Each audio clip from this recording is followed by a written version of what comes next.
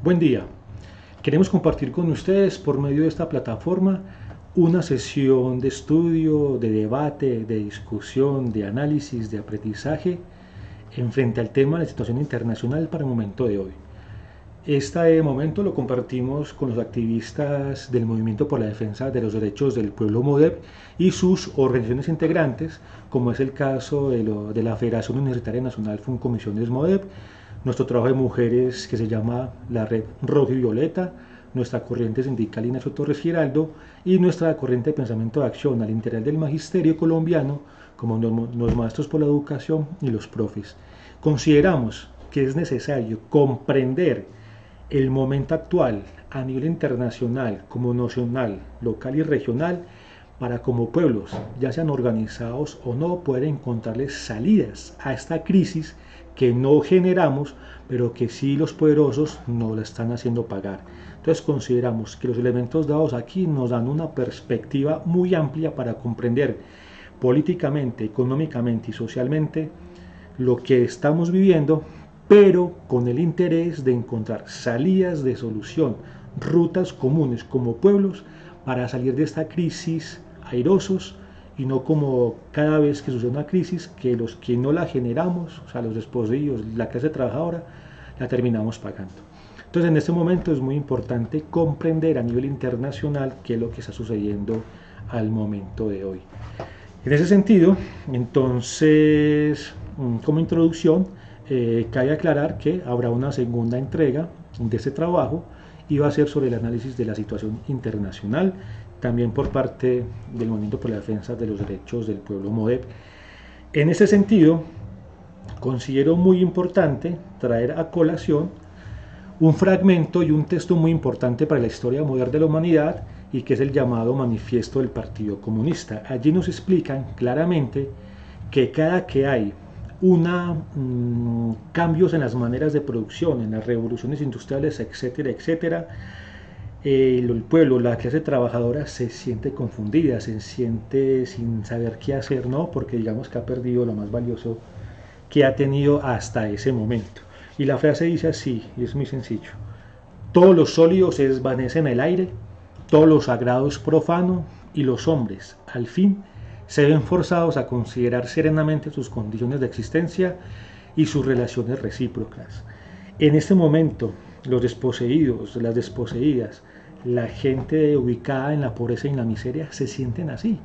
Incluso muchas personas en la denominada clase media, en este momento de crisis económica, se encuentra en una sin salida. Todo lo que ha construido siente que se ha desvanecido, ¿no? Que lo que ha tenido no lo puede disfrutar, digamos, en los términos que así lo consiguió, lo obtuvo en estos momentos de un necesario confinamiento. ¿Sí? Entonces, en ese sentido, lastimosamente hay una incertidumbre que aqueja en los pueblos, pero creemos que en esa incertidumbre siempre hay una esperanza al lado, y esa esperanza es una respuesta colectiva que tenemos que tener como pueblo para hacer que la crisis que no la hemos generado nosotros la paguen los que sí la generaron. Entonces, en ese sentido, digamos, para nosotros en el MODEP es muy importante dar a entender que le hemos dado tres categorías a este momento de crisis que estamos viviendo, ¿no? Para nosotros es una crisis financiera, es una crisis bursátil y obviamente es una crisis sanitaria, ¿no? Aquí habría muchos elementos para añadirle, ¿no? Digamos, estamos en la crisis medioambiental, una crisis ecológica, una crisis de los paradigmas ortodoxos en la economía, etcétera, etcétera. Pero digamos que en este momento actual queremos dar esas tres categorías a la crisis, ¿no? Financiera, bursátil y sanitaria, que en el transcurso de la charla vamos a desarrollar cada una de las categorías que están acá. Pero antes de seguir con la charla, creemos que es muy importante y necesario hacer una claridad. Esta crisis financiera y bursátil no la generó la pandemia del COVID-19. Simplemente que creemos que a este elemento de crisis sanitaria, ¿no? Lo que hizo la pandemia del COVID-19 fue acelerar la crisis. Porque es bueno hacer esta claridad, porque muchos economistas de los gobiernos, del establecimiento, del establishment, ¿no? De los tanques de pensamiento, de las órbitas del poder, nos han querido vender la idea o en muchos sectores la han instaurado, de que esta crisis fue producto de la pandemia del COVID-19, y nosotros decimos con argumentos que lo que vamos a hacer es que simplemente el hecho de la pandemia del COVID-19 la potencializó, la aceleró. Cualquier otro factor internacional pudo haber llegado a este momento de crisis, ¿no? Como digamos, como a principio de año, los militares estadounidenses en el país de Irak asesinaron a un comandante muy importante de Irán, ¿no? El comandante Soleimani. Digamos que ese simple hecho también pudo haber provocado una crisis financiera y bursátil, pero digamos en este contexto fue la pandemia del COVID-19, la fragilidad. ¿Y por qué lo decimos? Porque en los últimos trimestres del año 2019, el Fondo Monetario Internacional, el Banco Mundial y la OCDE ya nos venían diciendo, ¿no?, de la desaceleración económica. Pero fíjense que esta aceleración económica ya incluso tiene unos antecedentes de unos un poco años más atrás, ¿no? Digamos, nosotros planteamos en el año 2014-2015, digamos, China, si bien es un gran país poderoso económicamente, políticamente, fue un baluarte muy importante para la crisis financiera del año 2008-2009, ¿no? Pero entonces la China, que sus niveles de crecimiento económico ya no eran de 2 dígitos, sino que ya era de 1 dígito, y ya muchos de sus productos no tenían mercado en los países en los cuales llega. Digamos, ya China en el 2014-2015 no tenía la misma posición económica que tenía durante los años 2008-2009, entonces eso se debía prever de que en las próximas crisis financieras ya no había un país baluarte que pudiera amortiguar, que tuviera las condiciones para asimilar el golpe económico, ¿no? Entonces digamos que los economistas habían dicho que la próxima crisis financiera iba a ser mucho más difícil porque muchos países, especialmente las principales economías, no tenían las condiciones para, digamos, ser el soporte sobre el chocón del colapso económico mundial. Entonces ya incluso las mismas organizaciones de carácter multilateral nos habían avisado, nos habían dicho que la desaceleración económica se viene presentando, ¿no?, en varios países, ¿no? Digamos, incluso ellos en los llamados en el marco del G7, que se supone son las economías más poderosas, aunque vemos que hay países que faltan allí, ¿no? Entonces, esta crisis, esta desaceleración económica, ya se veía venir en la caída de la producción de bienes, ¿no?, de la materia, todo aquello que requiere transformación de la materia. En Estados Unidos había una caída en la producción, pero también en Italia, también en Alemania. Recordemos que en Alemania la industria que tiene que ver con máquinas y herramientas es muy poderosa, debido a la aceleración de unos países que consideramos de la periferia, ¿no? Algunos lo llaman en vías de desarrollo. Digamos, esos mercados, a poder su dinámica económica, ya la industria de las herramientas no tenía dónde llegar, ¿no? Entonces esos 3 países muy poderosos, sus industrias manufactureras han caído en la producción, pero también el Reino Unido se enfrentaba a unos escenarios de estos, digamos, económicos muy negativos. Incluso aquí creemos que esto también lo aceleraba, ¿no?, digamos, la inminente salida del Reino Unido de la Unión Europea con el denominado Brexit, ¿no?, que digamos que están en unas negociaciones para poder las condiciones de cómo salir de ahí, pero una vez eso sea un hecho, digamos, la crisis económica en el sector de la economía real, ¿no?, la que produce bienes, ya también iba a golpear este país de Reino Unido. Repito, son cifras que dan los mismos organismos internacionales sobre la desaceleración económica, ¿no? Pero en este momento es necesario hacer un poco más de historia frente a la última gran crisis financiera e inmobiliaria que se dio en el mundo en el año 2008-2009, ¿no? La recuperación económica después de esta crisis durante la primera década del siglo XXI fue bastante débil, ¿no? Digamos que los gobiernos del mundo realizaron salvatajes, es decir, los bancos centrales destinaron a comprar activos de empresas, a respaldar financieramente a muchos sectores económicos, pero esos salvatajes que hicieron los estados centrales por medio de su banca y sus políticas de contracción monetaria no se destinaron al capital real. Es decir, mucho de ese dinero no fue a las empresas a seguir produciendo bienes, sino que fue a alimentar mucho más, digamos, la burbuja especulativa y financiera. Es decir, ese capital que se suponía iba a destinarse a recuperar lo que se llama la economía real, fue a parar a la esfera de la especulación, de las finanzas. Entonces, y eso, más el marco de 4 décadas de un neoliberalismo dependiente, es decir, unos países que nos dicen qué producir y qué no producir, pero que generalmente pues, elaboramos o vendemos al mundo materias primas sin mucha transformación, pues digamos hace que nuestras economías sean mucho más vulnerables.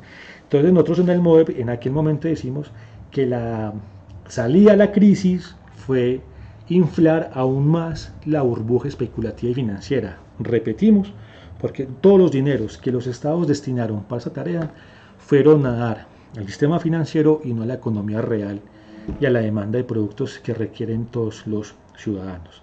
Entonces esta recuperación económica fue bastante débil, hasta llegar al punto, el momento actual, incluso desde a finales del año 2019, que hay una fuerte caída, una caída histórica en la inversión productiva, ¿no? Esta caída en la inversión productiva, pues digamos, impacta a su vez negativamente dos indicadores muy importantes en el marco de la economía liberal o de la economía burguesa, que uno es la productividad laboral y otro, ellos han tenido un fuerte impacto en sus ganancias, ¿no? En lo que se llama la caída de la tasa de ganancia. Repetimos, una histórica caída en la inversión productiva, ¿sí? Ha afectado, digamos, estos dos sectores. De hecho, la llegada a la presidencia de Estados Unidos de Donald Trump, digamos que obedece a ese sector de clase dominante, para tratar de cerrar las brechas que tienen con el capital financiero especulativo. Recordemos que Trump encarna, o muchos de sus electores, es lo que se llama en los analistas estadounidenses la basura blanca, ¿no? Aquellos estadounidenses de tez blanca, que debido a que las manufacturas de las empresas ya no están allí en los países, sino que se fueron para el Asia, para México, para otros países donde la mano de obra es más barata, quedaron desempleados. Entonces, por eso las políticas de Trump, en el sentido de tratar de recuperar las empresas que se vuelvan a su territorio estadounidense para darle trabajo a sus propios habitantes, ¿sí? Digamos que hay un fuerte caldo de cultivo allí en las políticas de Trump, y es por eso que este presidente muy posiblemente vaya a ser reelegido más allá de los malos manejos que le ha dado, digamos, a esta crisis sanitaria del COVID-19. Pero eso obedece a la llegada de Donald Trump, y también en términos históricos, después de la crisis del año 1929, eso explica también la llegada del fascismo a Italia, a Alemania y posteriormente a España, ¿no? Como una salida desesperada frente a la crisis. Estamos en un escenario bastante complicado a nivel económico, tanto así que el sector automotriz, también de motos y todos sus clústeres empresariales que tienen que ver con las autopartes, han tenido una pérdida de empleos bastante importantes. En ese sentido, yo quiero leer textualmente estos dos cortos párrafos, y dicen así: el cierre de empresas de todo tipo amparado por las medidas de emergencia sanitaria y aislamiento preventivo obligatorio ha golpeado fuertemente el sector industrial, ¿no? Encubriendo una crisis de superproducción de mercancías. Por ejemplo, la industria automotriz, partes e insumos y concesionarios de autos y motocicletas ha cerrado plantas en toda Europa, en Marruecos, China, los Estados Unidos, Inglaterra, México, Argentina y Brasil, y posiblemente en Colombia. A las bajas ventas mundiales de carros en 4 millones se suma esta nueva situación. Cerraron Nissan, Volkswagen, Mercedes-Benz, Toyota, Ford, Ferrari, Fiat, Chrysler, Jeep, BMW, MIN, Rolls-Royce, Grupo PSA, Peugeot, Citroën, Opel, Honda, Iveco, Volvo, Porsche, Renault y otros más, y se han perdido 70.000 puestos de trabajo. Miren el impacto económico que tiene la caída en la inversión productiva, ¿no? Recuerden que esto son cifras del año 2019. En el primer párrafo, miren que está subrayado encubrimiento de una crisis de superproducción de mercancías. Lo que les decía al inicio. Los economistas del establecimiento quieren hacer vender la idea a todo el pueblo de que la crisis financiera que estamos viviendo es producto de la pandemia. Y no, esa desaceleración económica, esa caída en la inversión productiva, esa pérdida de ganancias en los sectores económicos ya venía de bastantes años, pero se agudizó en el 2019. El sector automotriz, ahí dice claramente, han dejado de vender 4 millones de sus productos, tanto en vehículos como en motos, y se han perdido lastimosamente 70.000 puestos de trabajo. O sea, esto es desde el año 2019, esto no es producto solamente de la pandemia, aunque la situación del COVID-19, sin lugar a dudas, esas cifras se van a incrementar lastimosamente por muchos más, ¿no? Pero los economistas, nuevamente el establecimiento, nos han dicho durante mucho tiempo que la economía se ha recuperado, ¿no? Y que hay unas tasas de crecimiento, hay unas tasas de inversión y que por ende se ha incrementado la productividad, ¿no? Pero lo que no nos han dicho completamente es que eso es cierto, ¿no? Si ha crecido, si hay crecimiento económico, si ha crecido la inversión y si ha crecido la productividad, pero en el capital financiero y en el capital especulativo. Eso no implicó un crecimiento a la economía global. Sí, nuevamente, se incrementa la burbuja financiera, se incrementan los niveles de especulación, en ese sector hay unos indicadores positivos, pero eso en realidad no implicó un impulso a la economía global, ¿no? ¿Por qué? Una de las muchas razones es que los capitalistas cada vez quieren incrementar su tasa de ganancia, sus niveles de ganancia, ¿no? Y en la menor cantidad de tiempo posible, ¿no? Digamos que ellos casi que quieren alterar las leyes físicas de la curva espacio-tiempo. Entonces ellos, al ver que si hacen inversiones en el sector real de la economía, en el sector de producción de bienes, su recuperación del capital y de la ganancia es un poco más demorada y más lenta que en el mundo especulativo. Entonces, mucho de la supuestamente recuperación económica del año 2008-2009 nuevamente se fue a invertir el capital financiero especulativo para recuperar sus niveles de ganancia. O sea, lo que se están haciendo prácticamente es un círculo absolutamente vicioso frente al manejo de la economía. Además, porque están seguros que sus agentes que tienen el poder, una vez que pasen estos, lo que van a hacer es acudir a los salvatajes para nuevamente salvar el capital financiero y seguir este círculo totalmente vicioso y mal manejo económico a nivel no solamente mundial, sino el de muchos países, lastimosamente. Es decir, una rueda de ciegos que principalmente los más beneficiados son los mismos de siempre, los que cada vez concentran más riqueza y explotan más cada vez a su clase trabajadora, ¿no? Entonces, digamos, en esos momentos, ellos allá, en sus esferas de poder, digamos que estuvieron dudando mucho y a ver qué medidas tomar más allá para que también algo de esa ganancia, algo de esa productividad llegue a la producción de bienes. Entonces, lo que siempre nos han dicho es que si se bajan las tasas de intereses y si se bajan los impuestos a las empresas, lo que implica eso es que se reactivaría la producción de bienes y por tanto habría un crecimiento económico. Y nuevamente, esto es un mito, porque lo que incentiva la economía, lo que incentiva la producción y el consumo de bienes, pues no está tanto en la baja de intereses y en la reducción de impuestos, sino en el poder adquisitivo de la clase trabajadora. Ahí sí, digamos, uno puede encontrar un nicho que pueda decir claramente que sí crecería la producción de bienes, pero no.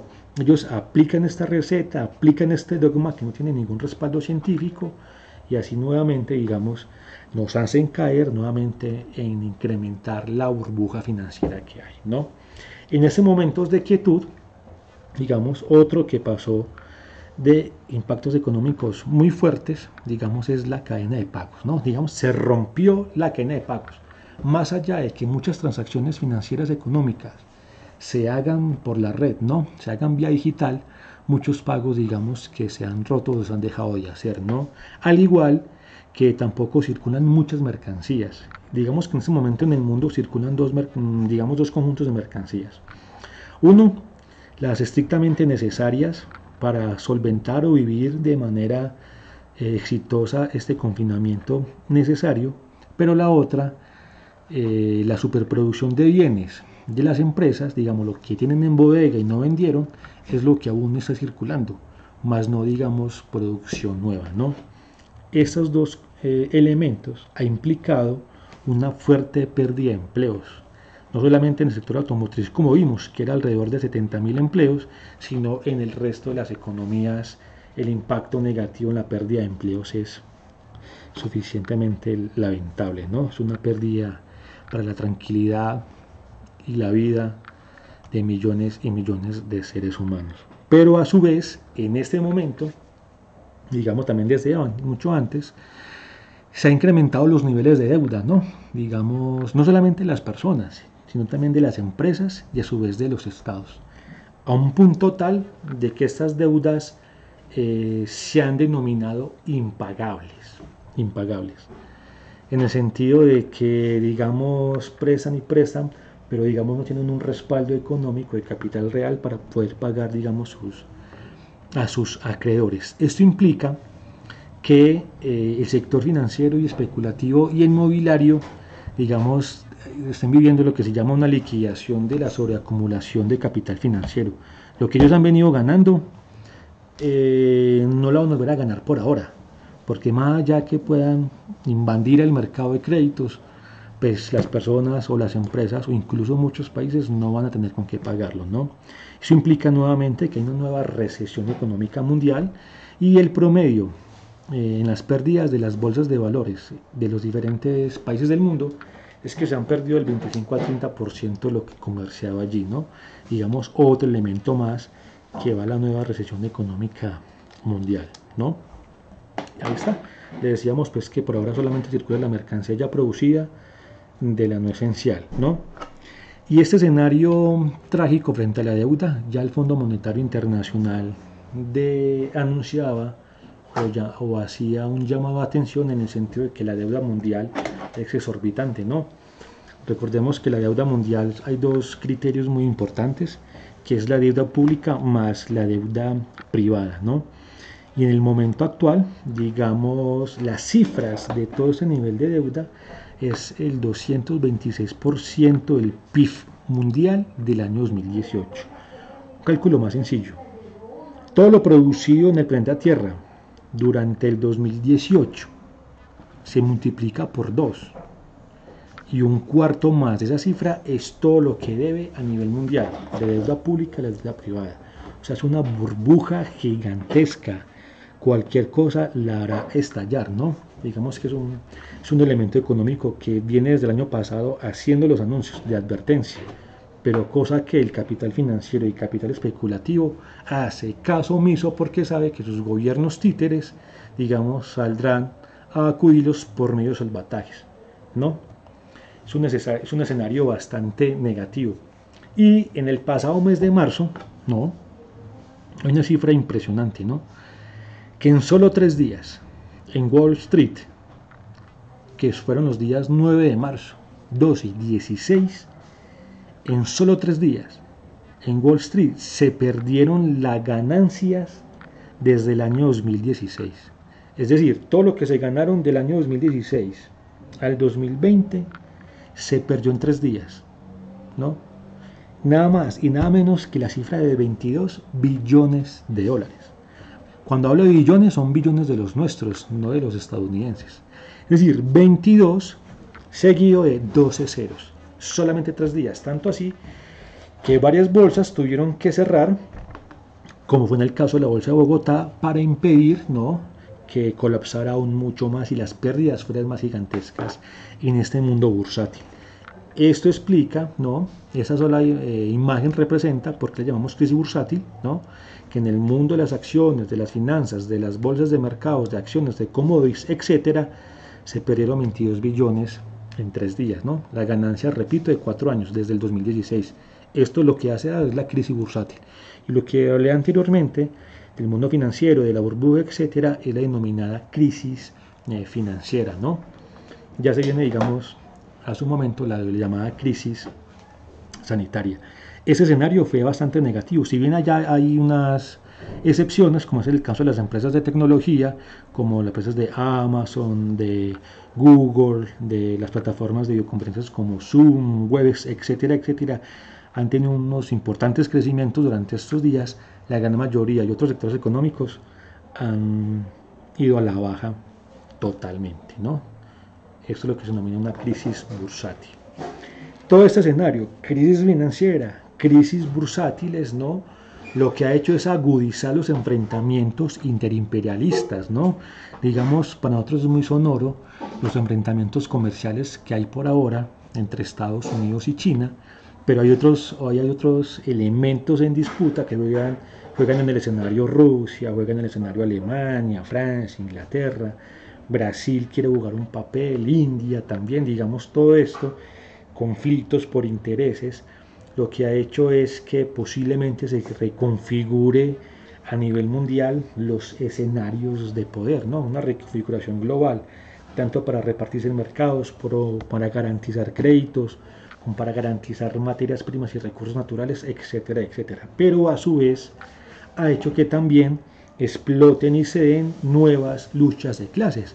Lo que pasa es que los medios de información esa parte sí no nos la cuentan. Vemos en Sudáfrica cómo se ha incrementado la lucha, en Chile, en Brasil, incluso en medio de la pandemia, en Arabia Saudita, en Italia, en mismo Estados Unidos, digamos, la lucha callejera se ha incrementado. Ya es otro debate si es el momento o no, pero digamos que la lucha, pues, lo digo es por la pandemia que estamos viviendo, pero esas nuevas luchas de clases se han agudizado mucho en el sentido de que la clase trabajadora no tiene como sus condiciones reales y materiales para afrontar este confinamiento necesario. Se ha incrementado la lucha de clases, decisiones autoritarias de los gobiernos, cómo militarizan las barriadas, etcétera, etcétera, donde la gente lo que está reclamando es alimentos y condiciones reales, pero en vez de llegar a eso son bolillos y gas lacrimógeno, digamos, alrededor del globo. También recordemos que a finales del año 2019 en Latinoamérica hubo una explosión de lucha social, caso Chile, caso Ecuador, nuestro caso mismo acá en Colombia, ¿no? Digamos que el producto de la pandemia, el confinamiento necesario, lógicamente hace que la lucha cese, pero digamos las razones se incrementan cada vez más para seguir enfrentando a los poderosos, ¿no? Entonces en este sentido y en este escenario, digamos, el conflicto que más llama la atención es entre estas dos potencias, ¿no? Entre China y Estados Unidos. Este conflicto no es nuevo, este conflicto viene mucho tiempo atrás, incluso a inicios del siglo XXI, ¿no? Digamos, para allá inicios del siglo XXI o en los años 2000, veíamos un enfrentamiento entre las divisas, ¿no? Digamos, en el grupo de Shanghái, que principalmente están Rusia, China, varios países de la ex Unión de Repúblicas Socialistas Soviéticas e Irán como país invitado, ellos hacen negocios, han hecho negocios con la moneda del rublo, que es de Rusia, o con el yuan, ¿no? Digamos que, pero principalmente lo han hecho en la moneda del yuan, especialmente en el escenario del comercio del petróleo, lo que se ha denominado así el petroyuan. Recordemos que los estadounidenses tienen varios principios en política internacional de ellos muy claros, y uno de ellos claramente lo enunciaba el exsecretario de Estado Henry Kissinger por allá en los años 70, que decía: aquel país que domine la moneda mundial, digamos, es el reino o es el nuevo imperio, independientemente de las políticas que dictamine cada país allá en su política interna, quien controle la moneda controla el mundo. Entonces, precisamente uno de los escenarios de disputa es en el marco de las divisas, ¿no?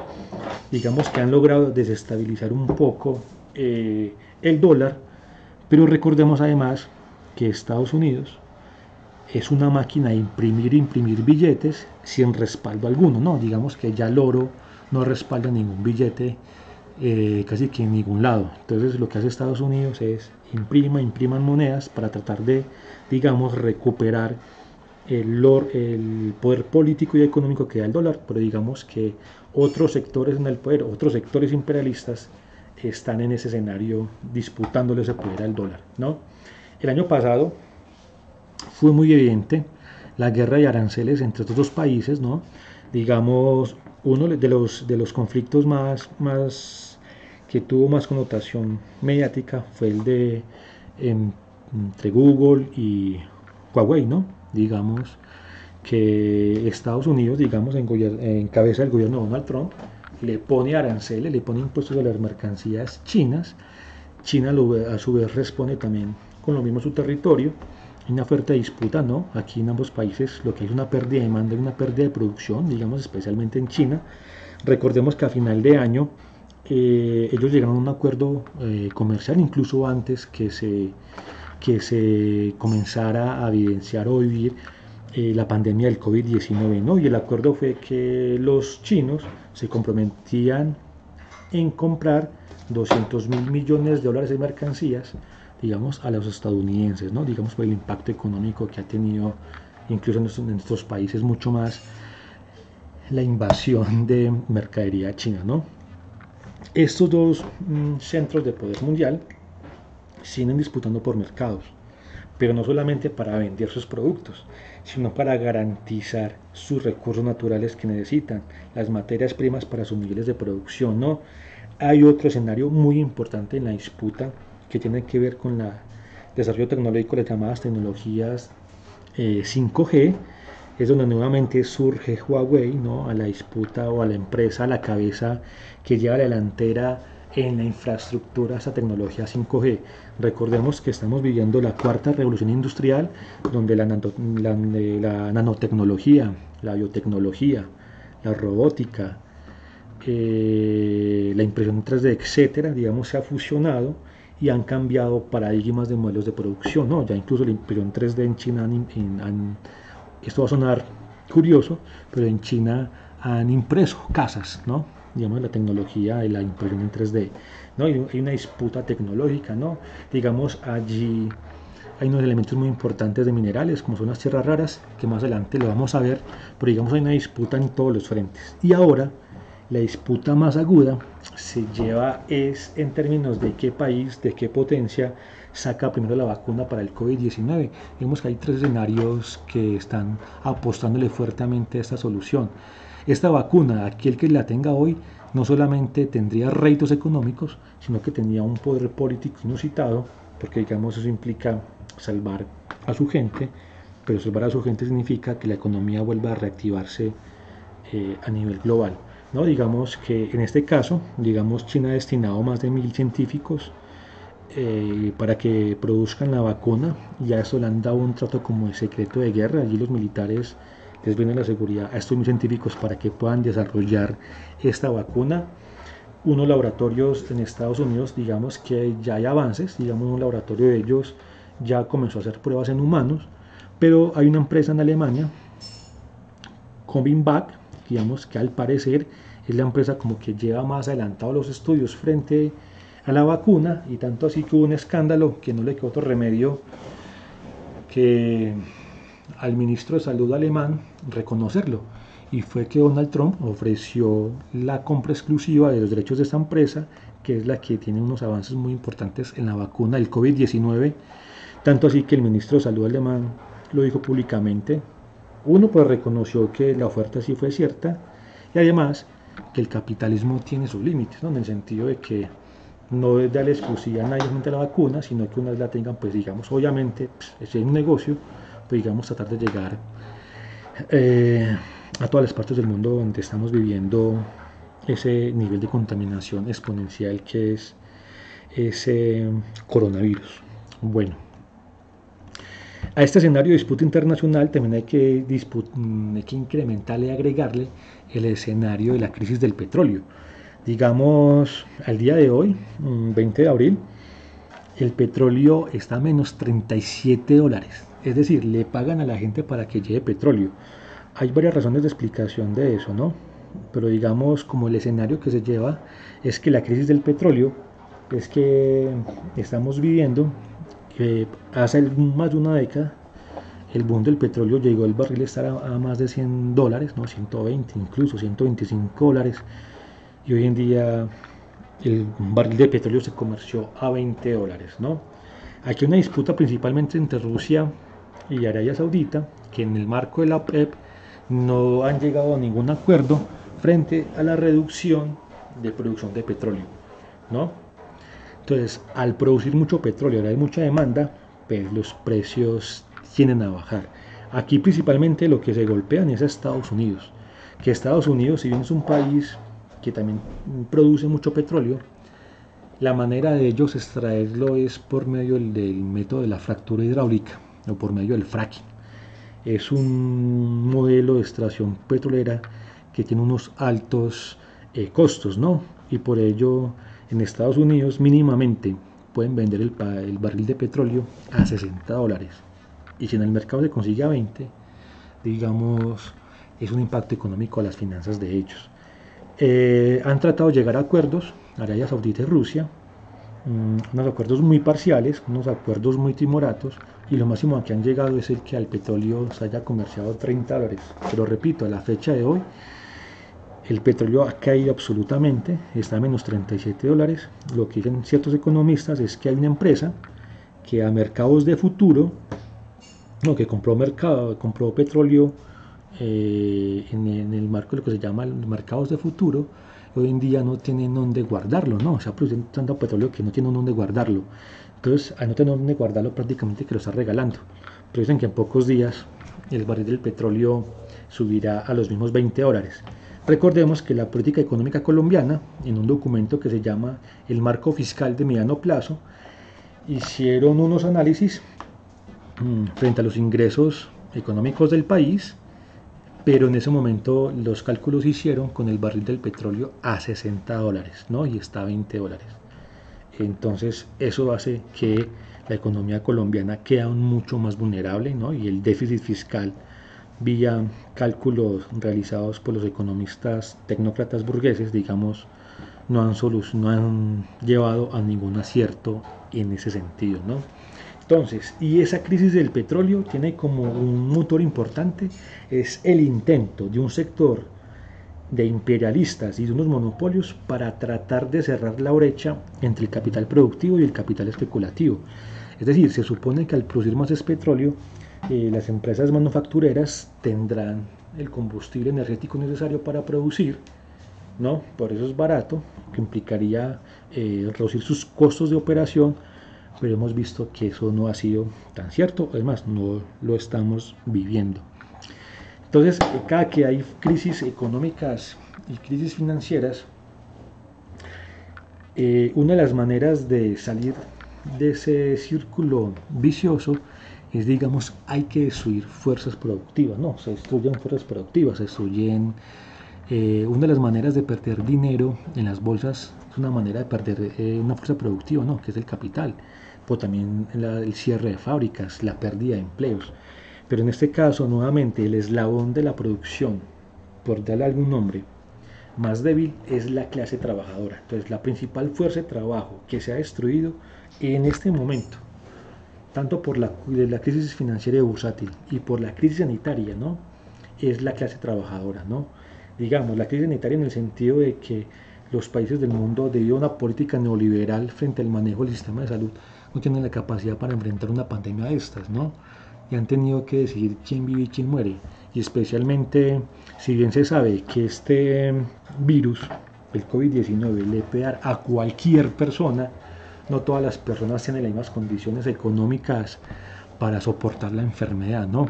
Digamos, entonces esto hace que financiera, los trabajadores del mundo estén expuestos en su trabajo, en su rebusque a la contaminación, ¿no? Al contagio del COVID-19 por la necesidad de llevar alimentos a su hogar y familias y pagar sus deudas para seguir sobreviviendo, los expone mucho más, ¿no? Y entonces esto hace, ¿no?, que la crisis sanitaria global y el desempleo acelere mucho más la crisis económica, ¿no? La pérdida de vidas humanas son cifras, la verdad, bastante alarmantes, bastante preocupantes, y eso va a entender el nivel de sufrimiento que tienen las familias a nivel del mundo, ¿no? Lastimosamente, la clase trabajadora es la más vulnerable, la más desprotegida, no tiene los derechos garantizados, y eso hace que las principales muertes se den allí, en estos trabajadores y trabajadoras, ¿no? Nosotros en el Movimiento por la Defensa de los Derechos del Pueblo, MODEP, digamos que no vamos a dar la discusión de si el virus fue creado en un laboratorio o si fue producto de la interacción de la naturaleza. Creemos que los dos sectores, digamos, tienen unas fuertes razones, entonces hemos decidido no dar ese debate, hemos decidido dar el debate que es un impacto real y cómo lo afrontamos necesario. Entonces creemos que en este momento lo real es que este virus, digamos, tiene un fuerte impacto en las vidas humanas, la clase trabajadora, digamos, la que más sufre, ni siquiera los médicos y las médicas y los demás trabajadores del sistema de salud tienen las condiciones de bioseguridad para enfrentar su trabajo tan indispensable a todo momento, pero mucho más en este. Y digamos, ellos que están en la primera línea, muchos de ellos han fallecido por la existencia de la ley 100, en nuestro caso en Colombia, pero en realidad la asistencia al neoliberalismo en lo que consideramos derechos básicos para la vida, ¿no? Creemos que una de las peticiones, cuando uno de esto pase, bueno, que siempre ha sido una petición, pero que en realidad todo el pueblo necesitamos que se impregne de ella, es por un sistema de salud justo, que sea un derecho y que no importa si se tenga plata o no se tenga dinero, independientemente del color de piel, su creencia, etcétera, tengan más posibilidades de salvarse y de sanarse. Esta crisis sanitaria golpea a los de abajo profundamente y pareciese que el único destino que tuvieran los trabajadores y las trabajadoras y los desposeídos fuera sino la muerte. Entonces creemos que aquí hay que hacer una profunda reflexión frente a nuestro modelo de salud y más la corrupción que allí se vive. Entonces, para continuar con la presentación, hay una frase que le han indagado a Christine Lagarde, que la fue directora del Fondo Monetario Internacional, hoy en día es la presidenta del Banco Central Europeo, y a ella le indagaron una frase de que uno de los principales problemas que tienen los sectores económicos hoy en día es las pensiones, ¿no? Digamos, para las personas que tienen derecho a ella y que habrá que hacer algo. Obviamente ella le negó la frase, digamos, haciendo un rastreo, si en realidad ella dijo la frase no la dijo, digamos, pues no se encuentra claramente. Pero lo que sí sabemos hace mucho tiempo, a nivel internacional y en muchos países, especialmente Colombia, es que el sector financiero, ¿no?, que es el que principalmente tiene el monopolio del negocio de las pensiones, y por medio de sus agencias han dicho que se piden más las pensiones, ¿no?, por el riesgo de que la gente vive más de lo esperado, ¿no? Digamos que la tecnología, etcétera, etcétera, el nivel de vida ha incrementado el nivel de expectativa de los seres humanos hasta el momento, pero ellos no tienen los cálculos eso y por tanto tienen que pagar más pensiones de las que ellos tienen proyectados, ¿no? Vemos que en Colombia hace mucho rato tienen la intención, ¿no?, de hacer una reforma laboral y pensional, pero no a favor del pueblo y sus trabajadores, sino a favor de la especulación financiera. Vemos como en Colombia, bueno, eso hace parte del análisis de la situación nacional, pero vemos como en Colombia ya una parte de las pensiones del sector privado las va a asumir Colpensiones, ¿no? Digamos, es un debate que, más allá que se digan que va a haber unos billones para pagarlas, no deja nada más que sospechoso y preocupante por qué pasa eso, ¿no? Entonces, digamos, eso también juega ahí porque en muchos países se va a aprovechar que están gobernando vía decreto, porque los congresos o los espacios legislativos no están funcionando, no están haciendo su trabajo. Entonces han hecho que los gobiernos tengan más poder y gobiernen desde el Ejecutivo, y entonces posiblemente esta reforma sea el momento propicio para ellos para implementarlas. Con el discurso que nos dicen de que la economía va mal, entonces todos tenemos que hacer un sacrificio, y entonces, ¿y qué más sacrificio que una reforma laboral y pensional? Y en este momento, repito, no en favor de la clase trabajadora, sino de quienes administran los recursos y ganan y ganan y ganan debido a la no garantía de una vida estable en la vejez, ¿no? Pero hay otro escenario muy importante, y en la disputa geopolítica y en la economía, ¿no? Y es que nuevamente los chinos están construyendo, reconstruyendo la ruta y la SEA, ¿no?, como este proyecto económico que ellos siempre han tenido. En términos históricos, digamos que los chinos siempre han sido una potencia, ellos siempre han sido una potencia mundial. Lo que pasa es que la narrativa eurocentrista nos ha dicho que la revolución industrial comenzó en Inglaterra, y nada más falso. Los nuevos documentos históricos nos han dicho que la revolución industrial comenzó casi que 100 años antes en la China que en Inglaterra. Lo que hicieron los ingenieros británicos fue copiar, incluso muchas veces mal, la tecnología en su momento de China. En China fue el primer país que se inventó el papel moneda, ¿no? La imprenta viene de China. No de Gutenberg, como nos han dicho, la narrativa eurocentrista, ¿no?, la pólvora, etcétera, una cantidad de inventos. Es más, Lo que nos ha dicho los nuevos descubrimientos historiográficos es que los chinos llegaron acá 80, 100 años antes que los españoles, ¿no? Tanto así que los mapas con los cuales llegan a estas tierras son producto de las travesías y de las rutas chinas. Es decir, incluso en este momento es necesario desligarnos, ¿no?, de esa narrativa eurocentrista en el cual Europa casi siempre fue marginada. Europa estuvo cercada por los musulmanes, en esa cultura esplendorosa. Recordemos que ellos iban prácticamente desde España, cruzando el Mediterráneo y gran parte de Asia. Europa estaba confinado al feudalismo, porque otra de las barreras que hay que comenzar a derrumbar es que nos han dicho que todos los países del mundo vivimos el feudalismo, y eso no es cierto. El feudalismo solamente se dio en Europa, y eso que en ciertos países de Europa, pero nos han hecho creer que los demás países, digamos, tuvimos ese modo de producción, y no es más falso que eso. Uno podría decir que si en el capitalismo es un proceso histórico, China dio muchos pasos en ese sentido, ¿no? Entonces, debido a la crisis, a la guerra del opio y a ese momento de colapso de la economía china, vemos es que China tuvo un sueño de 2 siglos, pero hoy en día vemos cómo ha recuperado su posición a nivel mundial. O sea que no es para nada extraño que los chinos tengan esa visión de poder. Digamos, esa cultura asiática tiene una visión del tiempo y un manejo del tiempo que entre los occidentales no tenemos. Ellos piensan a 50, 60, 100 años. Nosotros pensamos en el día a día.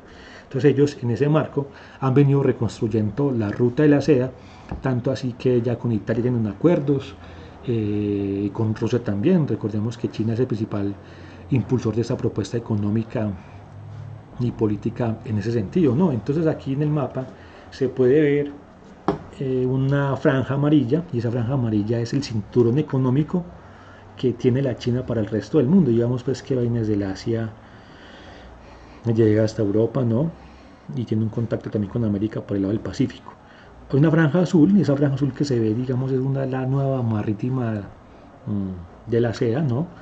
Esta ruta de la seda no solamente es para que la China provea de productos y de sus mercancías al resto del mundo, sino también la retroalimentación de las materias primas, de los recursos naturales, de todo lo que necesitan para la producción, que les lleguen a ellos, porque digamos son la fábrica del mundo.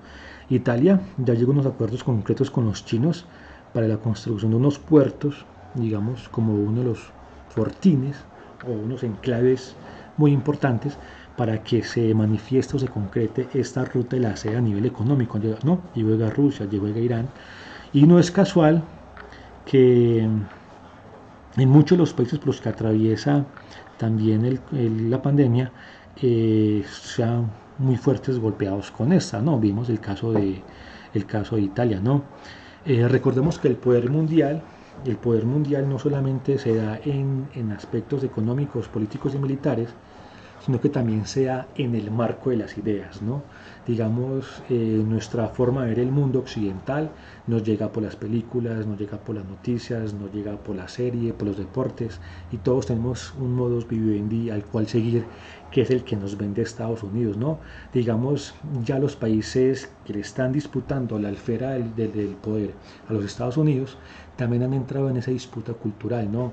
Vemos como en la India hay un centro cinematográfico muy importante que se llama Bollywood, ¿no? Y nos venden, digamos, nos muestran su forma de ver la vida, de vivirla, de estar en ella, de pensarla. También el cine coreano, el cine asiático, especialmente en la China, ¿no? Sus culturas, sus costumbres. Tanto así que en España, especialmente en Madrid y en Barcelona, no dejaron, hay una denuncia que hacen, no dejaron en los gobiernos allá autonómicos el que la China construyera dos centros gigantescos de salud oriental, ¿no? La salud que ellos practican o el sistema medicinal que ellos tienen es milenario, ¿no? Digamos que muchas veces se contradice con la industria farmacéutica de Occidente, como en el campo de la disputa cultural. Y digamos en España por ahora, en Madrid y en Barcelona, no han dejado construir estos dos centros importantes para la salud, que implica otra manera de ver el mundo, otra manera de entenderlo. Esa cosmogonía es muy diferente, ¿no? Y en esa disputa geopolítica de las ideas es un escenario no de disputa. Aquí recordemos al pensador italiano Gramsci, donde nos dice que si bien, digamos, está en las condiciones materiales dadas para construir otra sociedad, es en el campo de las ideas, no es en el campo del sentido común donde nos ganamos, digamos, los procesos de transformación, digamos, las revoluciones políticas. Antes que se concreten es porque las revoluciones se han revolucionado las ideas, los conceptos y las otras maneras de ver el mundo y actuar en él. Y entonces en ese sentido se ven allí. Entonces vemos también una disputa en el campo de la cultura, ¿no? Del cine, del teatro, de la poesía, de la literatura, de los filósofos, como disputa también por el poder en este sentido. Entonces la ruta de la seda va mucho más allá de lo económico y esto tiene en aprietos el poder, ¿no? El poder europeo y el poder estadounidense en ese sentido. Pero esta ruta de la seda transita por muchas zonas de conflictos y o guerras regionales, que es una de las maneras en que los monopolios o los imperios se van dando disputas y van conquistando zonas estratégicos para cada uno de esos poderes, ¿no? Entonces, y estas guerras regionales por control de territorios específicos, digamos, tiene muchos por qué, ¿no? Muchos criterios para justificar esos enfrentamientos a nivel mundial, ¿no? Lo uno es, digamos, la necesidad de las grandes potencias de garantizar su abastecimiento de petróleo y de gas, ¿no? Digamos, lo que implica unas construcciones de oleoductos y gasoductos, ¿no? Por eso vemos las guerras en Siria, en el Medio Oriente, Turquía entra a jugar ahí, en Irak, ¿no? En Irán, Afganistán, todos esos países son muy importantes no solo para el suministro de estos tipos de energías fósiles, sino también son rutas muy importantes de tránsito para poder que salgan de esos países la energía necesaria a los otros centros de poder, ¿no? También las disputas regionales son allí por los minerales, ¿no? Digamos, China es una principal fuente o tiene las grandes reservas mundiales en cuanto a las tierras raras, minerales muy apetecidos o muy necesarios, no solamente en la industria electrónica, sino en la industria aeroespacial, en la industria aeronáutica, etcétera, etcétera, ¿no? El coltán es un mineral precioso también para esas industrias. Y vemos también que en la frontera colombo-venezolana hay unas fuertes reservas de coltán, digamos más allá del lado venezolano. O sea que la amenaza constante de Estados Unidos hacia Venezuela no solamente es por el petróleo, ¿no? Que es más barato, que es la segunda reserva a nivel mundial, y obviamente queda mucho más cerca transportarlo de Venezuela a Estados Unidos que Arabia Saudita a Estados Unidos, digamos, otros intereses que incrementa el nivel de amenazas por el coltán que tiene este país, este hermano país. Lo otro, vemos que en Bolivia, ¿no? Es una gran reserva en litio, muy importante también para la industria actual, y digamos también vemos el golpe de estado que hubo el año pasado, digamos, y esperamos que en este momento el movimiento hacia el socialismo, el partido político de los indígenas y sectores plebeyos puedan volver a ganar la presidencia y retomar su rumbo económico, ¿no? En nuestros países del trópico, etcétera, las potencias quieren nuestras tierras, quieren nuestra agua potable, quieren toda nuestra biodiversidad. Recordemos las denuncias que han hecho, que tienen muchas farmacéuticas detrás para poder, digamos, darles un certificado de marca a las plantas medicinales para poder proveer nuevos medicamentos, ¿no? Todo lo que se llama la autoridad intelectual. Digamos, vemos también como en Argentina y en Brasil las altas inversiones de los rusos y los chinos en tierras para garantizar el producto de la soja. Aquí en Colombia, en la parte de los llanos y en la altillanura, también vemos como casi 400.000 hectáreas están prácticamente arrendadas a ellos, ¿no? A esos países asiáticos, los monopolios. Digamos que aquí es una disputa geopolítica bastante interesante y también se requieren muchos recursos de todo tipo para construir la nueva infraestructura y recursos tecnológicos para garantizar el nuevo modelo de producción que hace un rato les decía, que es la cuarta revolución industrial y que tiene que ir de la mano con la tecnología 5G, ¿no? Autopistas donde fluye información, fluye la tecnología y que incluso sirve para controlarnos aún más como pueblos, ¿no? Y para que no desarrollemos las acciones políticamente necesarias para construir el otro mundo posible, la otra Colombia posible. En ese sentido, estas cuatro categorías están en disputa para quien tiene el control no solamente económico, sino el poder político y control social prácticamente, ¿no? Y las desigualdades que allí se pueden ver. En este momento, este pensador israelita de apellido Harari, digamos, ha manifestado que en estos momentos de la biotecnología posiblemente se va a incrementar la desigualdad. Es decir, se tiene toda la infraestructura y toda la tecnología para manipular genéticamente. Y los poderosos, los que siempre han gobernado, pueden diseñar seres humanos a sus medidas, ¿no? Entonces, eso lo que va a incrementar es la desigualdad, ya que ellos, digamos, conservarán su nicho de poder y tendremos unas condiciones genéticas y físicas e intelectuales en franca desventaja con ellos, y lo que hará que se incrementará, digamos, la desigualdad a niveles casi que nunca vistos. Recordemos que Oxfam ha denunciado, o los estudios que ha hecho, es que el 1% de la población mundial posee en sus bolsillos, en sus arcas, en sus bancos, el 99% de la riqueza del resto del pueblo. O sea que es un escenario bastante complicado, bastante difícil, donde hacemos un llamado a que la ciencia el pueblo tiene que arraigarse de ciencia, hacerla, adueñarse de los conocimientos científicos, porque es allí donde se concentra varios niveles de desigualdad. En este caso es muy importante hacer, digamos, esta advertencia a nivel mundial, y por eso creemos que la ciencia no es neutra, ¿no?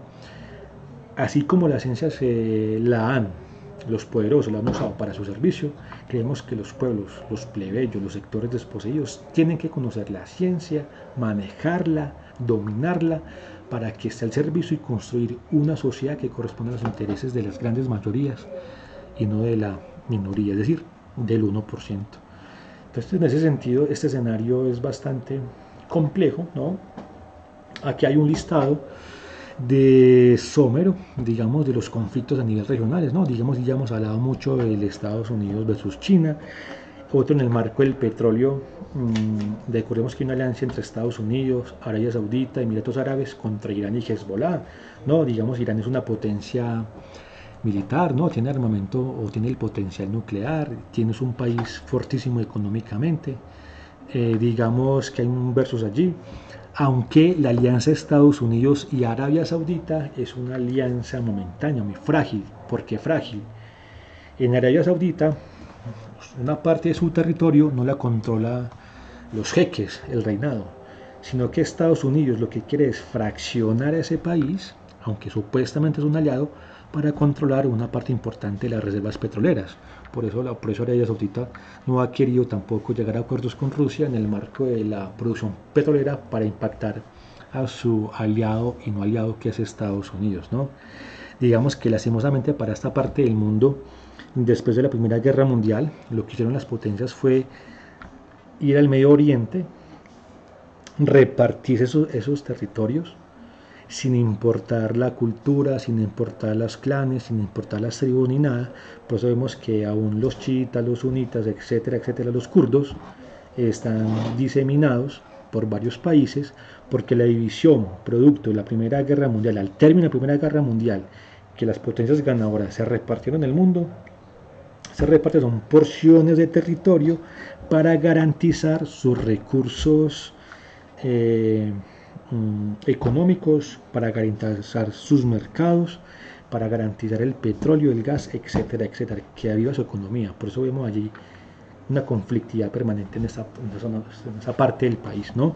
Vemos nuevamente la confrontación entre Estados Unidos y Corea del Norte, donde, digamos, han llegado a milanarlo un poco, pero digamos, hija y viva y coleando, ¿no? Porque Corea del Norte juega un papel muy importante en la geopolítica mundial con su vecino y aliado China, ¿no? Entonces, digamos, sigue una tensa calma en ese sentido, ¿no? Vemos en Europa del Este como Rusia, digamos, ha recuperado una parte de Ucrania, ¿no? La península de Crimea, muy importante para su geopolítica y defensa militar, y también por la disputa quién controla a Ucrania entre la Unión Europea y Estados Unidos, o Rusia, digamos, una tensión permanente. En Yemen, sabemos que en Yemen hay una guerra, esta guerra se ha dividido, esta guerra lo que ha hecho prácticamente es dividir ese país en dos. Repito, lo que quieren hacer con Arabia Saudita y lo que han hecho con Irak, con Libia, etcétera, etcétera.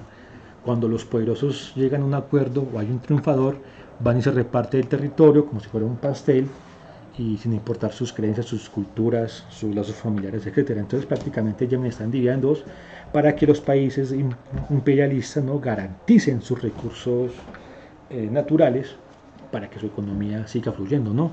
Vemos Afganistán, Irak, hay una noticia que surgió al principio de este año 2020, pero que pasó a agache, también se puede decir que fue el producto de la pandemia, pero es que los estadounidenses, que siempre nos han dicho que ellos no negocian con terroristas, ellos en el listado de terrorismo están los talibanes nuevamente tienen una parte muy importante del poder en Afganistán, y los estadounidenses llegaron a un acuerdo político con los talibanes. Uno de los acuerdos es la liberación de unos cuantos presos estadounidenses que tienen los talibanes, y los estadounidenses, los norteamericanos, tienen más de 5.000 talibanes en sus cárceles, entonces quieren hacer un caso humanitario en ese sentido. La denuncia era que los talibanes querían que los 5.000 los liberaran en una sola acción, y lo que han dicho el gobierno es que los van a liberar de a 1.000. Entonces, digamos, en ese momento hay un acuerdo de paz, digamos, hay unos trabas normales, pero eso implica, ¿no?, que los Estados Unidos necesitan a un país aliado como Afganistán para derrocar nuevamente al gobierno de Irak, porque los gobernantes actuales de este país, de Irak, digamos que tienen unos muy buenos ojos a su vecino Irán, ¿no? Cosa pues que no le conviene a Estados Unidos en su repartija del territorio, en su repartija del poder, ¿no? En Siria es un país que ha sido muy azotado, muy por las guerras, ¿no? Allí digamos que los chinos y los rusos, pero especialmente los últimos, han tenido un gran respaldo para el gobierno de Bashar al-Assad.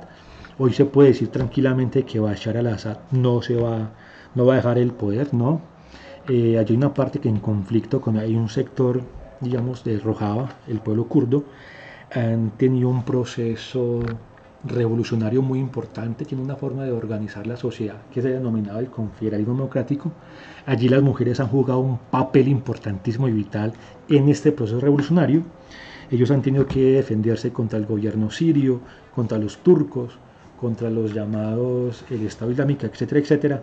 Pero hoy en día se prevé, y ojalá haya un acuerdo político entre Rojava, ¿no?, esa parte del Kurdistán, el proceso revolucionario, ¿no?, llega un acuerdo con el gobierno sirio para que en una constitución, digamos, ellos conserven su autonomía política, económica, etcétera, etcétera. ¿Sí?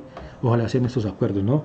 Vemos también en África, en países como Nigeria, Sudán del Sur y Camerún, hay disputas geopolíticas porque son países muy importantes en cuanto a la reserva de ciertos recursos naturales, y a su vez son países muy importantes para el tránsito de los mismos recursos, ¿no?, y de petróleo y de gas, y etcétera, etcétera, entre Oriente y Occidente, ¿no?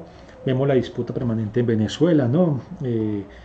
Las amenazas, ya hay tropas gringas en el Atlántico y en el Pacífico, dicen que Maduro es un narcotraficante. Bueno, no estamos teniendo Venezuela con los errores que han tenido, pero si esa fuera la excusa, aquí en Colombia la ñeñe política, la mafia, etcétera, etcétera, pues sería algo más ahí, ¿no?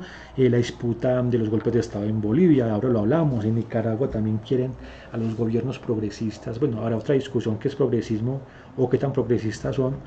Pero esos gobiernos antiimperialistas, digamos, son el objetivo político de esta región, porque Estados Unidos quiere volver a retomar América Latina como el denominado su patio trasero, y entonces son disputas geopolíticas bastante interesantes que también juegan mucho, ¿no?, los recursos naturales, la biodiversidad, agua, tierra, etcétera, etcétera, ¿no? Hay otra situación a nivel internacional que generó unas discusiones, pero que también pasó de agache, ¿no? Y fue que en el Foro Económico Mundial, ¿no?, allá en Davos, en Suiza, los poderosos decidieron hacer un simulacro, ¿no?, a nivel mundial el año pasado frente al manejo de una pandemia, ¿no? Digamos, eso también incrementa el nivel de especulación sobre el nivel del virus.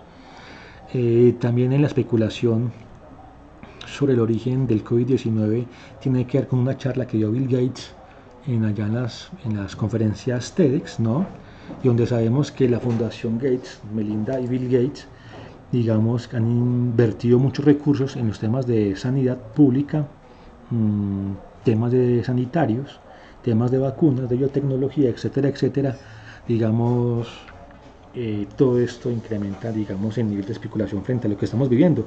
Pero lo que sí es cierto es que en varios países se hizo un simulacro a nivel internacional del manejo de la pandemia. El simulacro era, digamos, un necesario confinamiento, una necesaria cuarentena y sus impactos económicos y el saber cómo actuar cuando se llegase el momento, y lo estamos viviendo, ¿no? Bueno, el mundo, tenemos que seguir conviviendo con virus, con epidemias o con pandemias, sean estas de carácter natural o sean estas de carácter sintético, ¿no? Digamos que en los últimos 18 años hemos vivido 7 entre epidemias y pandemias, ¿no? La gripe aviar, la gripe porcina, el H5N1, H1N1, ¿no? Otros tipos de coronavirus, el ébola, ¿no? Etcétera, etcétera. Digamos, esta realidad la estamos viviendo, aunque en nuestros propios países aún seguimos con la malaria, aún seguimos con el dengue, que han muerto millones de personas de esas enfermedades que aún lastimosamente siguen viviendo, pero esas enfermedades son producto no solamente de un sistema de salud desbaratado, producto de la privatización, sino también por la pobreza extrema de muchas de estas personas, ya que ni siquiera tienen algo a aportar en el alcantarillado para desarrollar su vida tranquila y normalmente, ¿no? En todas las crisis, obviamente hay ganadores y hay perdedores, ¿no? Y los lemas del mundo bursátil es que mientras unos lloran, hay quienes venden los pañuelos. Entonces, en ese sentido, los principales ganadores de esta crisis a nivel económico han sido el sector de las tecnologías y el sector de la sanidad pública, ¿no? Vemos como la empresa de Amazon, digamos, no solamente se dedica a comerciar y vender por internet, sino que también tiene servidores gigantescos y todo, etcétera, etcétera. Digamos, Netflix usa los servidores de Amazon. Digamos, Jeff Bezos anunció a finales de febrero, ¿no?, que necesitaba solamente en Estados Unidos 100.000 puestos de trabajo, ¿no?, porque la demanda del confinamiento por adquirir productos, digamos, incrementó. Entonces, incrementó su fuerza laboral, incluso les aumentó el salario de $2 por cada hora trabajada, ¿no? Pues no solamente Amazon, la empresa de Zoom, de Webex, todas esas plataformas que tienen que ver con videoconferencias se han casi que duplicado, en algunos casos triplicado sus acciones, digamos, son los principales ganadores, ¿no? También podemos ver como experimentos sociales el teletrabajo, ¿no? ¿Qué sectores económicos se puede profundizar esta necesidad del teletrabajo? Digamos que los indicadores del mundo tecnológico es el siguiente, ¿no? Que esta pandemia logró en pocos días que millones de personas fueran no solamente al teletrabajo, sino a usar en su cotidianidad mucha tecnología, ¿no? Cosa que no han hecho en 15 años. O sea, en estos días de confinamiento se incrementó el uso de la tecnología de millones de personas que no se había logrado en 15 años, ¿no? Digamos, también en los experimentos sociales del teletrabajo. Pero aquí el debate de fondo no es tanto el teletrabajo, sino las condiciones mismas del teletrabajo, porque compañeros y compañeros han denunciado que las condiciones laborales son muy distintas, totalmente flexibilizados, han perdido derechos, pero que se ha incrementado su nivel de casa, sí, el nivel de explotación y de comisión de trabajo ha incrementado por más que estén en la casa. Entonces aquí tenemos en el mundo sindical y el trabajo que ver con mucha atención, digamos, cuáles son las condiciones reales del famoso teletrabajo. Digamos, también ha servido como un experimento social, ¿no? Y los grandes perdedores son las masas populares, ¿no? Porque la gran mayoría, millones y millones, se han confinado en sus casas, sin alimentos, sin salud, ¿no?, sin las condiciones reales para soportar este necesario confinamiento. Vemos que en Bogotá, digamos, y en otras partes del mundo, la respuesta a quienes exigen unas condiciones reales es el bolillo y el gas, ¿no? Digamos, tratan a esta pandemia en un trato militar, ¿no? Entonces los grandes perdedores son las masas populares, por las pérdidas de trabajo, por sus vidas, por sus estados de infección frente a este contagio, no tienen alimentos, los han echado, etcétera, etcétera. Es decir, una fuerte adebacle en el mundo del trabajo. Y esto vuelve a revivir el debate histórico frente a cuál sería el papel de los estados-nación, ¿no?, en dos criterios, en dos alternativas. Los estados-nación se fortalecen, ¿sí? Porque son aquellos que al fin de cuentas hacen los salvatajes incluso al sector inmobiliario y financiero, ¿no? Nuevamente incrementan la burbuja, o si el Estado-nación definitivamente se somete una vez por todas a los grandes poderes económicos a nivel mundial y a las grandes potencias, ¿no?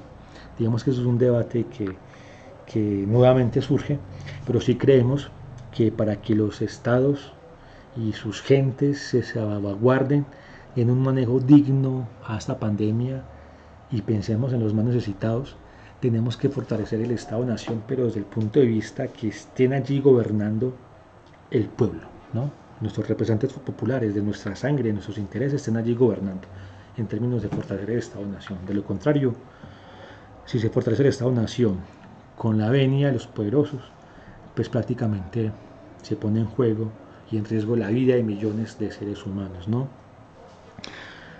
El capitalismo y la economía es sujeta a contradicciones, ¿no? Digamos, las enseñanzas del mismo Marx es, digamos, el manejo de la contradicción para analizar las sociedades. Hay una contradicción actual, ¿no? Y es entre la necesidad de aplanar la curva epidemiológica, ¿no? La necesidad de aplanar la curva epidemiológica, la principal herramienta es el confinamiento necesario, ¿no? Estar en cuarentena. Pero el estar en cuarentena a hoy significa que muchos trabajadores, muchos seres humanos, no tienen las condiciones reales para afrontarla. Pero aún así, esta cuarentena que estamos viviendo, los empresarios, pequeños, medianos, grandes y gigantes, digamos, han tenido una pérdida económica impresionante, ¿no? Entonces, por la necesidad de estar en casa, salvaguardándonos, ¿no? Se amplía la curva de la recesión económica, ¿no? Mientras se achata el nivel de contagios y la economía está quieta, se incrementa la curva de la recesión económica, ¿no? Del no consumo, del no pago, etcétera, etcétera, ¿no? Por eso decimos aquí, como alternativa de solución, que esta crisis, los recursos tienen que llegar directamente al pueblo, no que pasen por los bancos. ¿Por qué? Para que las gentes sencillas, desposeídas, tengan poder adquisitivo y puedan tener los alimentos y los medicamentos, pagar sus servicios, su arriendo en su momento de crisis, ¿no? Y a su vez, digamos que la economía también se recuperaría, ¿no? Entonces, esa contradicción la estamos viviendo tajantemente. Por eso la necesidad de los sectores económicos, de los empresarios, de levantar lo más pronto posible las cuarentenas, ¿no? Que en nuestro país ha llamado supuestamente la cuarentena inteligente, ¿no? El colapso económico, financiero y sanitario que estamos viviendo hoy supera en creces a la ya vivida en el año 2018. Recordemos que en el año 2018 China fue uno de los principales países que ayudó a amortiguar esa crisis, pero China no tiene las mismas condiciones de hace 12 años. Entonces eso hace también que el colapso económico sea brutal el de hoy, ¿no? Entonces, los pueblos del mundo hemos notado muchas dudas de los gobiernos, de nuestros gobiernos centrales, pero también hemos notado mucha ausencia, ¿no?, en acciones gubernamentales en favor de la clase trabajadora y el pueblo. Las acciones que han realizado es para seguir incrementando a los poderosos, ¿no? Seguir que si la burbuja se siga creyendo, se sigue inflando esa burbuja que tanta crisis y tanta tragedia nos ha causado, ¿no? Entonces, como pueblos, denunciamos la ausencia de acciones gubernamentales en favor del pueblo y las masas populares, ¿no? ¿Por qué lo decimos? Porque, digamos, los gobiernos centrales han hecho la misma receta para tratar de recuperar la crisis económica del 2008-2009, que, como les dije ahora, no se recuperó en la industria real, sino que todas las acciones que hicieron fue para recuperar la burbuja especulativa. Hoy en día están haciendo lo mismo, ¿no? Los gobiernos centrales, ¿no? Están bajando la tasa de interés, los bancos centrales compran bonos de activos de las empresas, inyectan liquidez al capital financiero, ¿no? Para que las empresas y las personas hagan préstamos, pero a su vez los bancos les exigen unas condiciones como si aún estuviéramos en una normalidad económica y social. O sea, prácticamente se inyecta es capital financiero para que ellos sigan ganando, pero no para que lo irradien en el pueblo, donde que se supone esa debe ser la consecuencia de la medida tomada, no, que al inyectarle liquidez al capital financiero termine en las en los bolsillos del pueblo, pero vemos que no ha sido así, y las denuncias de penseros a nivel mundial y de personas, etcétera, etcétera, ¿no? Digamos que en el mundo de los economistas hay una metáfora que ha ganado mucho poder, ¿no? Y la metáfora es la siguiente en el mundo de los economistas, ¿no? Y es la siguiente, que no es cierto que precisamente en un estado de crisis los no creyentes se conviertan en creyentes. Digamos que eso es falso. Que está demostrado que en muchas situaciones difíciles los que no creen no se conviertan o profean algún credo. Pero lo que sí es cierto es que vemos en estos momentos, ¿no?, que en tiempos convulsos de crisis financiera, bursátil, económica y sanitaria como el de hoy, los economistas neoliberales del establecimiento se convierten en economistas keynesianos, es decir, en economistas que antes rechazaban la intervención del Estado en la economía, hoy en día las economías piden a gritos que el Estado salga o emita acciones o realice o ejecute, digamos, acciones para proteger la economía. Digamos que esa metáfora es bastante interesante en el mundo de los económicos, porque hoy en día vemos nuevamente, como hace 12 años, el llamado que hacen los economistas del establecimiento, no todos, unos cuantos, a que sea el Estado el que garantice, digamos, la salida de esta crisis, ¿no? Por eso, digamos, Keynes, ¿no?, que su principal tesis económica era que el Estado tenía que hacer unas fuertes inversiones en la economía para que ésta misma se recuperarla y no dejarle otra falacia que nos han querido vender, es que sea la mano invisible que la que regule el mercado, ¿no? Digamos, esto pues como un tips que hay en el mundo de los economistas. Metáfora va, metáfora viene. Tanto así que varios periodistas económicos o economistas, incluso por el Financial Times, han pedido, ¿no?, en el caso de Estados Unidos, también en Europa, ¿no?, que la liquidez que va a inyectar el gobierno central llegue a los trabajadores, pero formales e informales, ¿no? Los informales, como digamos, por el seguro del desempleo. Que a los trabajadores y las trabajadoras les sigan pagando por enfermedad. Quieren que los trabajadores sigan teniendo poder adquisitivo para que la economía se siga dinamizando, ¿no? Y hacen un llamado para que las empresas, todas estas políticas de rescate permiten que las empresas sigan obteniendo ingresos y se puedan minimizar, digamos, sus costos, ¿no? Que ellos después digan que por medio de políticas fiscales, por medio de impuestos, recuperarán lo que han inyectado la economía. Digamos que eso es lo que dicen eso. Eso es importante, pero para ciertos países, porque no todos los países se pueden dar ese lujo, ¿no?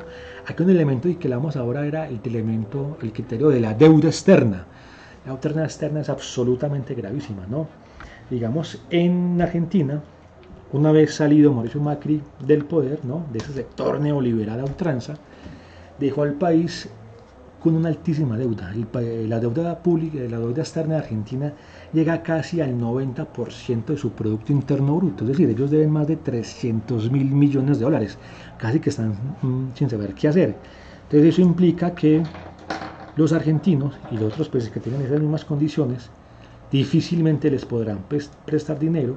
Por eso el gobierno de Alberto Fernández han dicho que al menos no van a pagar los intereses del capital de la deuda externa durante varios meses, ¿no? Y en nuestro caso, el caso de Colombia, digamos, la deuda externa está por el nivel del 41-42%, pero si el gobierno decide, que al parecer ya es un hecho, por medio del ministro Carrasquilla, va a usar un cupo de deuda que tiene hace varios años, que es de 11.000 millones de dólares. Entonces, si el gobierno colombiano hace el uso de ese préstamo, de ese bono, digamos, esos 11.000 millones de pesos, haría que la deuda externa colombiana crezca al 50%, incluso un poco más, ¿no? Digamos, la cuestión económica, es necesario hacer un préstamo cuando Colombia tiene en sus reservas internacionales más de 53.000 millones de dólares, o sea, es necesario, digamos, eso hace parte, pues, dejémoslo para el momento de la análisis de la situación nacional. El Banco Central Europeo ha comprado acciones, ha emitido bonos por cerca de 750.000 millones de euros. España ha destinado el 20% de su Producto Interno Bruto para atender esta emergencia. Digamos que gracias a que la coalición del gobierno entre el PSOE y Podemos, precisamente Podemos, que se han preocupado por darle garantías al pueblo desfavorecido y protegerlos en ese momento de crisis, cosa que no sucedió en el año 2008, ¿no? Los Estados Unidos han destinado $1 billón, repito, 1 billón de los nuestros, 1 y 12 ceros, de los cuales 500.000 millones de dólares van a estar destinados a que llegue la liquidez a las personas de carne y hueso, y los otros 500.000 millones de dólares pues van a ir a recuperar, no solamente a la burbuja inmobiliaria y financiera, sino también, digamos, a las empresas del sector real, ¿no? En Colombia, a lo sumo, se llegará al 5 o 6% del Producto Interno Bruto en cuanto a la inversión del PIB, ¿no? En este momento hay una carrera que se está dando entre la pandemia y las emergencias de la necesidad de hacer políticas monetarias y fiscales por parte de los gobiernos centrales. Digamos que los gobiernos centrales han sido muy temorosos, muy timoratos, miedosos, demorados en hacer acciones, y cuando sacan acciones benefician a la banca, al sector privado, ¿no? Entonces, digamos, esa carrera la va ganando lastimosamente por ahora la pandemia, ¿no? Y hay una contradicción, ¿no? Esa otra contradicción, ¿no?, que nutre la vida, que nutre la economía, es la siguiente, ¿no? Así como se contrae la economía sin estar en una guerra como mundial, como es lo que estamos viviendo, se debe rescatar la misma economía como si se estuviera en una guerra. Es decir, los hechos son los siguientes: hay una crisis económica de tal magnitud, producto como si estuviéramos viviendo una guerra mundial, ¿no? Ahora, no estamos viendo una guerra mundial, entonces necesitamos tener lo que se llama una economía de guerra, es decir, necesitamos una reactivación económica como si estuviéramos en una guerra para salvar la economía. Eso es una contradicción, digamos, que muchos gobiernos centrales se debaten, ¿no?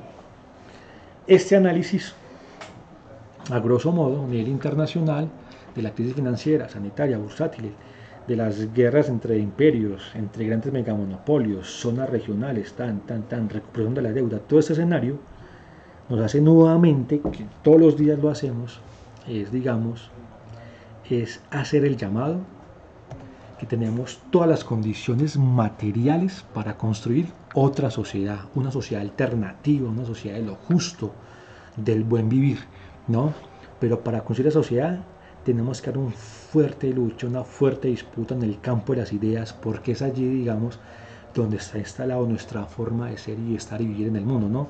Partiendo de que la economía burguesa, bueno, será momento de otras charlas, vamos a demostrar que la economía burguesa, la economía liberal, es la misma del siglo XIX, ¿no? Entonces, imagínate nosotros en la ciencia, digamos, en la tecnología, aún conservando los conocimientos del siglo XIX, así inaudito. Pero esa economía del 2019 está basada en unas mentiras que se han matematizado y sin pensarlos los han asumido como ciencia, ¿no? Creemos que en ese momento es fuertemente un llamado necesario a todas las personas, organizadas y no organizadas, a que enfilemos baterías y construyamos el otro mundo posible, que sí es posible construirlo y hacerlo, ¿no? En ese sentido, y de acuerdo a este análisis, hacemos una demanda a nivel internacional, que allí coincidimos con muchas organizaciones de muchos países, ¿no?, en las mismas peticiones para enfrentar este momento.